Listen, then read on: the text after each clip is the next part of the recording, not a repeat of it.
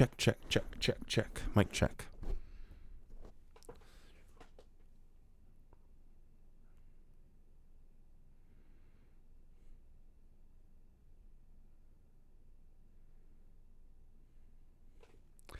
The Jehovah's Witnesses believe that Jesus had his second coming. The Jehovah's Witnesses believe that in 1914,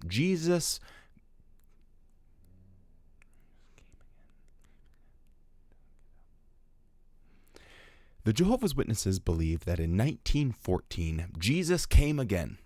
I guess he doesn't get out very much, but during his second coming, he had a mission, and he was to inspect the entire planet, look at all of the world's religious organizations, and choose one to represent him. Now, he was a bit of a fickle pickle, and it took him an inordinate amount of time to make his decision, about 5 years, and he eventually settled on the Watchtower organization. Now, this might sound a little bit kooky and crazy, but every Jehovah's Witness on planet Earth right now believes this to be a true fact. Jesus came invisibly in 1914 and eventually selected their organization. Now, what was Jesus looking for in his one true organization?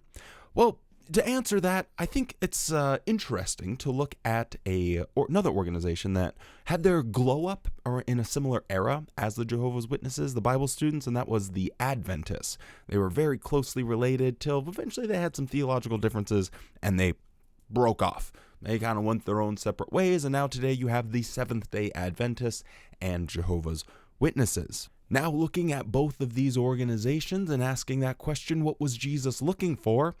Apparently, it wasn't honesty, transparency, or even helping other people. I mean, when I look at the Bible, it looked like Jesus was not too interested in helping himself. He's like the Son of God, doesn't even have a place to lay his head. Yet he was walking around with his sandals, healing everybody, working miracles, giving speeches, really genuinely trying to help other people. Fast forward, and when he came the second time, he doesn't really seem to be too interested because he chose the Jehovah's Witnesses. And what do I mean by that? So when we fast forward to the year 2025, we can look at both of these organizations and see what they are accomplishing. The Adventists are very open and transparent. They give you all of the analytics, how many people have left, where they left from, what the percentages look like, what their demographics are, how much money they have that come in from grants, how much money comes in from tithing, all of this information. And they're very transparent about how they spend their money and how much money they spend, around $300 million, if my memory serves me correctly. Now, Jesus, as it turns out, according to the Jehovah's Witnesses, hey, I'm just some guy on YouTube, he doesn't really like any of that transparency stuff. No, he prefers his organization to operate in the shadows, and to be quite tight-fisted. See, the Jehovah's Witnesses manage to, on average, spend around $8 to $20 million in actually helping people, which is a paltry sum of money in compared to the hundreds of millions of dollars that the Adventists do. Now, you might be saying to yourself, well, Jesus, he wasn't all about that money garbage. He was all about, providing spiritual food to people, giving them the spiritual nourishment that they need. Well, the organization is very proud of the spiritual encouragement, the spiritual food, the accomplishments that their organization makes when it comes to enlightening people about the Bible. And they recently released a video talking about just how strenuous of an effort that they have to put in order to keep people up to speed about the current times and how it relates to Bible prophecy. And man, I gotta be honest, Jesus clearly chose the right organization when he chose the Jehovah's Witnesses, because they are really providing valuable services to the public. No, I'm not talking about health, water, sanitation, and hospitals. No. None of that. I'm talking about making billboards for their website. Yep. This will be interesting.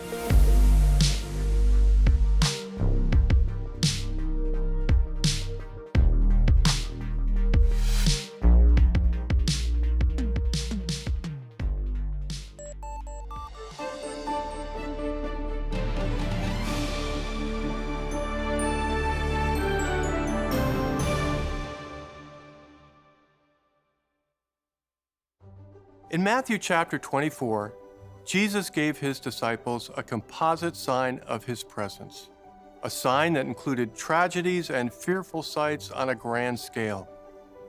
Jesus' words reflect his sense of urgency and motivates his disciples to do as verse 42 states, keep on the watch.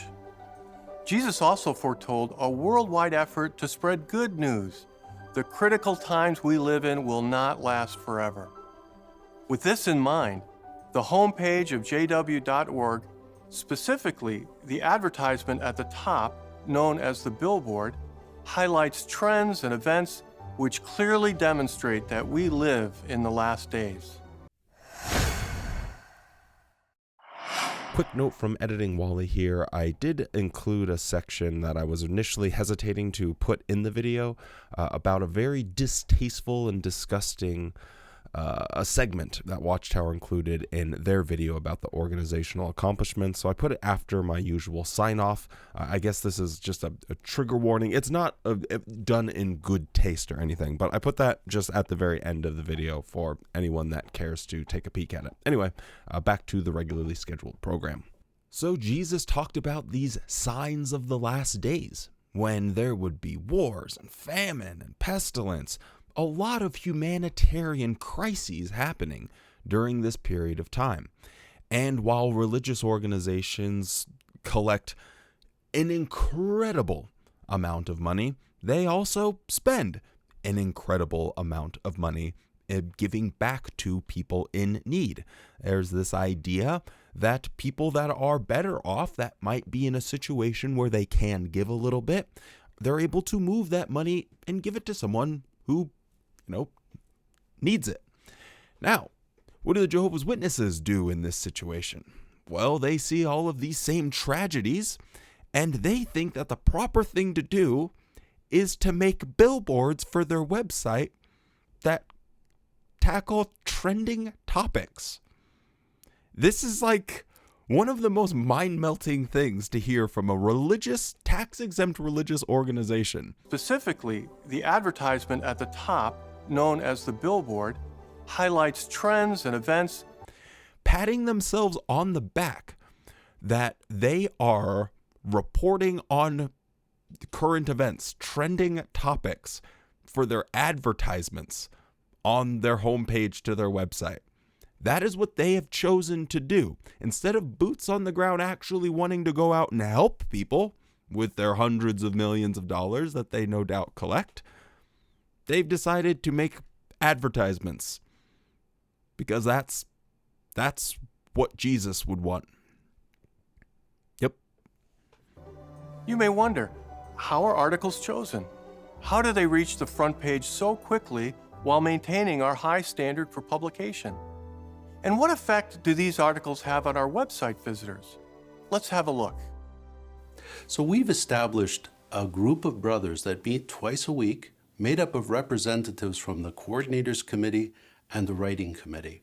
Now, when these brothers come together, they're looking for major events. So it could be things like the war in Ukraine, the shooting that took place at a school in Texas.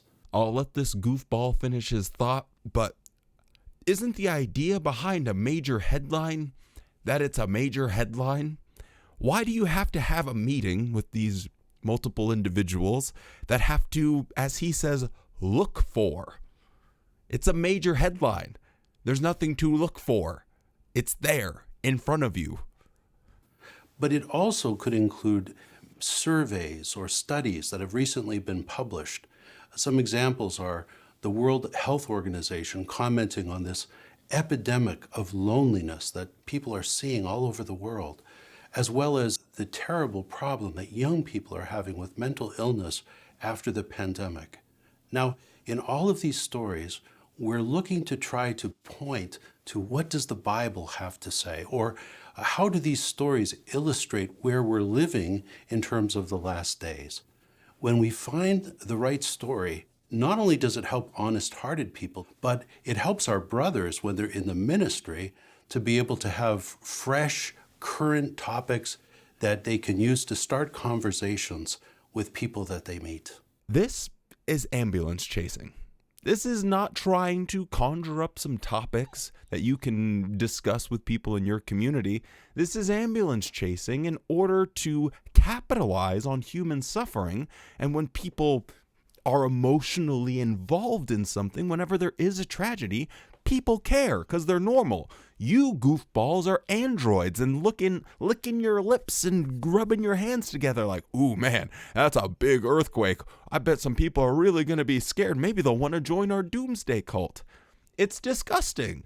Genuinely. It is not okay to have a tax-exempt religious organization that so blatantly and openly is admitting to ambulance chasing. And then there are other crises that they have a direct result in perpetuating. Oh man, the depression amongst young people.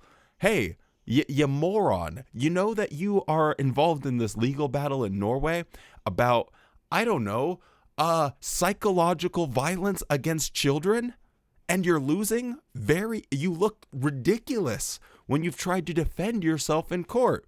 And on top of that, you have gone back and retroactively tried to erase things from your website that you're advertising that's supposed to help people. You're going and erasing stuff that you published on that website just so you don't look like such a doofus. This is so crazy that they're patting themselves on the back about their JW.org ambulance chasing as if somehow this is evidence that Jesus chose Jehovah's Witnesses. This is the accomplishments of the organization that you can look at and be like, wow, you know, Jesus said, you will know my people by the fruit they bear. Here's the fruit we bear. Brother. Goose. Once a newsworthy item is chosen, careful collaboration, a streamlined workflow, and Jehovah's blessing keep us on time. Let's follow an article from the category Keep on the Watch. The writing committee asked for high-quality articles within a few days or even within one day. At the time they asked us, our quickest process for a website article was about 2 months long. So one day seemed to be impossible. 2 months is an incredibly embarrassing turnaround time to write a single article. I gotta be honest with you, it makes absolutely no sense, and I don't even believe him. They have a whole team of people, and I can't imagine that any single topic would take 2 months, let alone 2 days, to write any of that schlock. Anyway, when they're talking about, man, whoa, we need Jehovah's blessing in order to turn around articles this fast. No, you don't. All you need is this.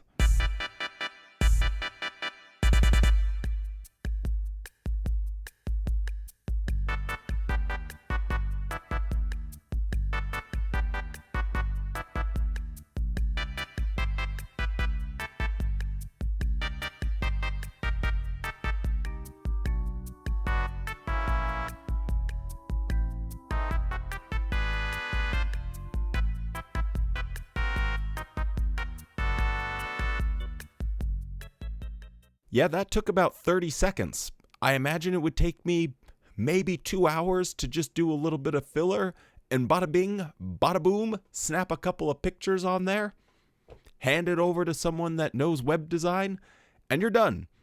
2 people, 2 hours. That is what is required here. That is the level of effort needed. And if it takes anything longer than that, those people should be fired because they're not good at their job. So, I don't know what he's on about that we need God's blessing in order to do this, because I think a couple of idiots with some Red Bulls and access to the internet could do this in about 2 hours. As soon as the writing department is given a topic to develop, immediately work begins. Research and writing of the article, proofreading, fact-checking, final approval is given to the article, and then translation begins so that it can be posted in dozens of languages on the website. These steps speed up article production, but we keep looking for ways to reduce the time even further. So once an initial draft is produced, several teams use collaboration software to work on the document at the same time. Notes are provided for translators, Statements are checked for accuracy, and information is added to make the article easy to find through internet search engines. Preliminary artwork gives us an idea of what the final product will look like. For people who would normally do their steps in sequence, one after another, separately, now they had to all work on the article together at the same time. Each statement of fact we publish needs to come from a trustworthy source. We want our application of scripture to be correct. We need to be correct in how we describe events, how we list people's names, how we list titles. So we carefully check all of that to publish accurate information. Now, just for funsies, I decided to find the very first topic that seemed like they would give any sort of information about. And when I went into the latest things, the What's New section, there was a topic about nuclear war. And so I was scrolling through that and I just looked at the first quote that they gave, which was this. What does the Bible say about nuclear war? It said, world events, countries, including those with nuclear capabilities, increasingly resort to armed conflict. The world is getting far more violent in recent years. Conflict event rates have increased, according to the Armed Conflict Location and Event Data Project. So I went to the Armed Conflict Location and Event Data Project and found the quote that they're speaking of. The world is getting far more violent in recent years. Conflict rates have increased by over 40% from 2020 to 2023, and increased 12% in 2023 from 2022 rates. But 2020 was a relatively less violent year compared to 2018 and 2019, when wars in both Afghanistan and Syria raged. Compared to those years, the increase in 2023 is still significant at an average of 20%. And then it goes and talks about the topic a little bit more and gives some actual data. And the conclusion that you can quickly come to here is that it's not that there is this overall global sustained worsening of events, but, you know, when you're looking at any slice of data, it's going to suggest something different to you. So, Watchtower, you failed. The very first article that I could find with the very first quote didn't necessarily give an accurate depiction of the thing that you were talking about. You're trying to make it seem like, oh man, the world's just getting worse. Even places with nuclear powers are just resorting to armed conflict more and more. Yet, that's not really the case. Now, is it? So, I just find it spectacular at how this organization can fail at like everything. Anything they say, I feel like I'm going to laugh at if I have a chance to fact check it. Because with just like 2 seconds of Google searching, you have to just laugh at them. They have this whole team set up and, oh, we're working and we're fact checking and we're hitting it with the old wombo combo. And the first one that some goofball in the Pacific Northwest pulls up, you just don't actually get it quite right now, do you? It's truly embarrassing how this organization just continues to fail their people. With our billboard articles, the standard for accuracy is the same. The work of research and checking is the same. What's unique to the billboard articles is the quick turnaround. At that point, the art department's job is to find an image that will be visually appealing and also an image that will hopefully reach the hearts of our viewers. We may have about an hour and a half to select an image. We'll collect roughly 15 to 20 images and put that in a package that then the brothers will approve. And these articles and these images all seem to be AI generated, as far as I can tell. It doesn't really appear that there is a human being on the other side of these articles. So anyway, I just wanted to throw some mud at this stupid video when it came out and just look at it from the absurd perspective that Jesus chose this organization. God chose this organization. God, who can see into the past and can see into the future, has used elaborate prophecies involving candlesticks and trees and beasts with horns that start speaking and whores riding on dragons, all of this crazy kooky stuff in order to tell the future. This God has decided to choose these guys. You have all of these other religions out there, boots on the ground, doing things to help people. And yet the Jehovah's Witnesses are making advertisements for JW.org and doing a really bad job at that. Yet God chose them. With all that, stay safe, be kind, and don't forget to spend more time loving the things you love than hating the things you hate. And you better have a good-ass day.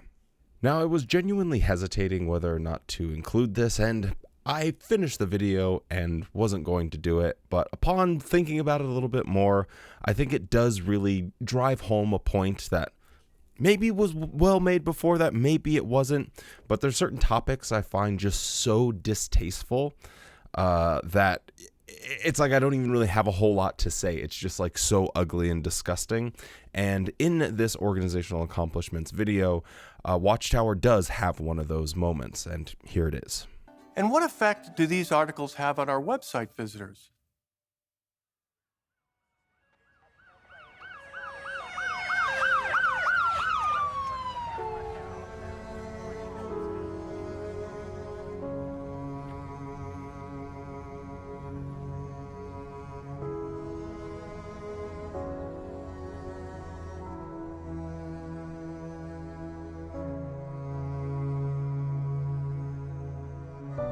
After hearing about the tragedy, the school shooting, the branch committee started discussing how to support the Friends. So they decided to send 3 couples to strengthen the congregations. When we showed up, we realized how the people in the community were very overwhelmed. They were hurt, they were angry, and the Friends were also crushed emotionally. They needed comfort as well. So they were trying to get over their feelings of hurt, but at the same time they realized they need to preach, they need to encourage others. But there was a question how to go about it. And we learned that really the focus is to listen, to comfort, and then the beautiful billboard that came. You can even see the Friends in the ministry, and they were showing their cell phone.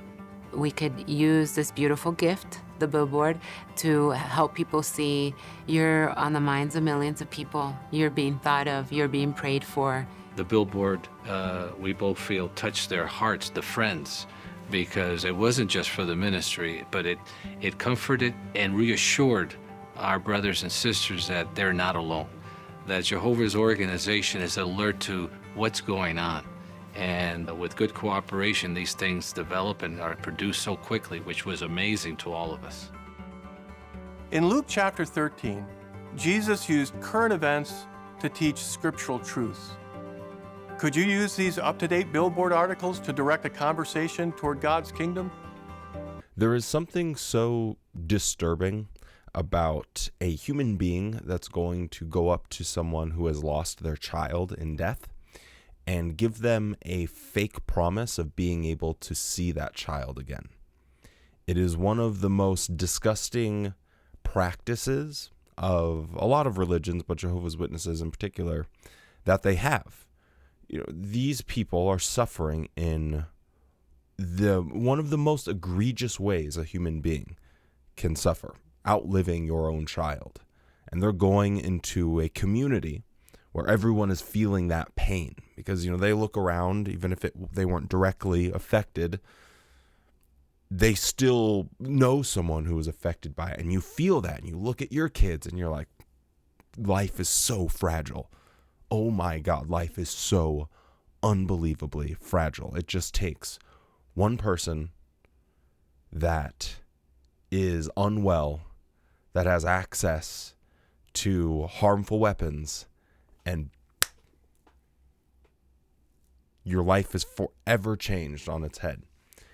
And to see a religious organization, especially with the people at the top that have more information than the rank and file Jehovah's Witnesses. A lot of times they don't know better, but the ones that are making these larger decisions, the ones that would be sending someone out to go to this community, they have intimate knowledge about all of the problems within their organization, all of the discrepancies with their accuracy and their history, and a lot of the lies that the organization is built on.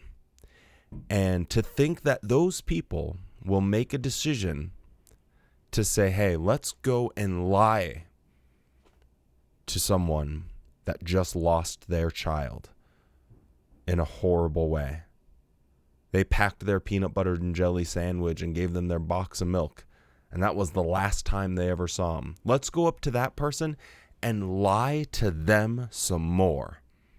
Let's give them a fake hope, a fake promise, just so we can get some more people as part of our organization. It's truly disturbing and disgusting. So I put it here at the end of the video. A lot of people don't even watch to the end of the video anyway, because I know it's not like the most comfortable topic or anything. So yeah, anyway, that's about it. See ya.